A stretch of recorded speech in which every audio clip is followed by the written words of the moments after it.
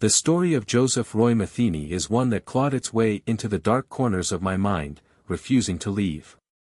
It was a hot summer evening in 1997 when I first caught wind of the name whispered among Baltimore's homeless camps and dimly lit streets. They called him Tiny, a bitter irony for a man standing 6'1", with a hulking frame and an even darker shadow that loomed over the city's most vulnerable. Metheny's tale began in the chaotic churn of poverty and addiction, but it ended in something far more sinister. He wasn't just another drifter, he was a monster lurking in plain sight, hiding behind polite manners, an intelligent facade, and the stench of the city's industrial underbelly. They say a killer's roots often lie in their upbringing, and Metheny's was no exception, at least, that's what his attorneys would later claim. His father, an alcoholic, died in a car crash when Joseph was just 6 years old. His mother worked long, grueling hours, leaving Joseph and his siblings to fend for themselves. But here's where the story fractures. Metheny painted a picture of neglect, claiming he was shuffled from home to home, like a stray no one wanted to keep. But when I tracked down his mother, the story shifted. She insisted their family was poor but functional. There were no foster-like arrangements, no starvation. Metheny was a bright, polite child, she claimed, smart enough to do better but apparently cursed to drift into darkness. If he was neglected, she told me bitterly, it was his own fault. In 1973, Metheny joined the army.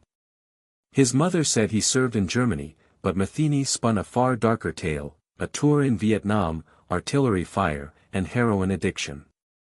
The dates didn't add up, though, as America's involvement in Vietnam had ended by then. Whether it was a delusion or a calculated lie, the seeds of Metheny's mythos had already been planted. After the army, he spiraled. Drugs, homelessness, and long nights in the seediest bars of South Baltimore became his norm. Despite this, he managed to hold down a steady job as a forklift operator. It was a curious contradiction, a man straddling the line between civility and chaos, until he finally fell. Kathy Ann Magaziner, 39, was the first known victim.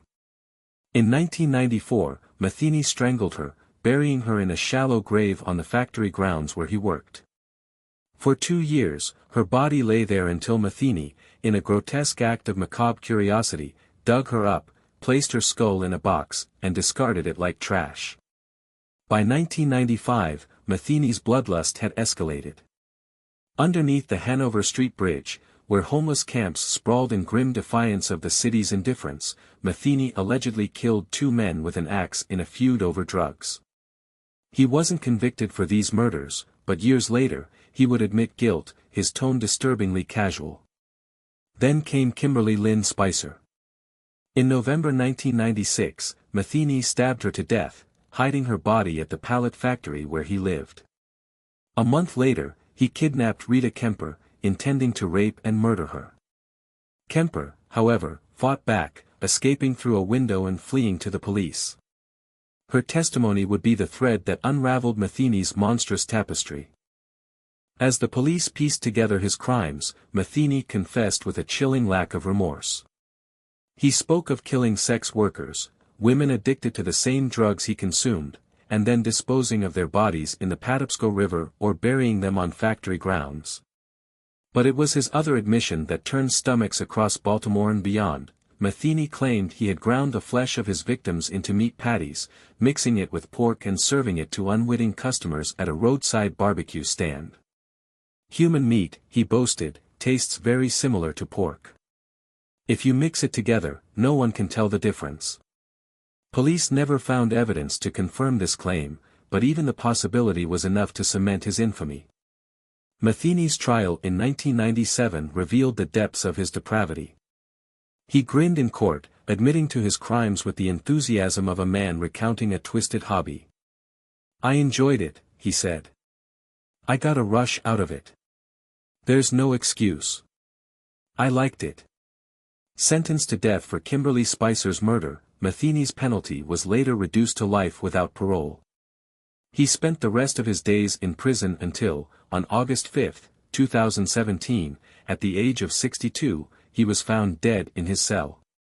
No fanfare, no final words, just a quiet end to a life defined by horror. Metheny's story lingers like a ghost, a reminder of the evil that can hide in plain sight. As I wrap up this piece, I can't help but think about the people he preyed on, the vulnerable, the forgotten, the ones society left behind. Metheny didn't just kill people, he capitalized on a world that allowed them to disappear unnoticed. Like, subscribe and don't forget to hit the bell icon to never miss a scare.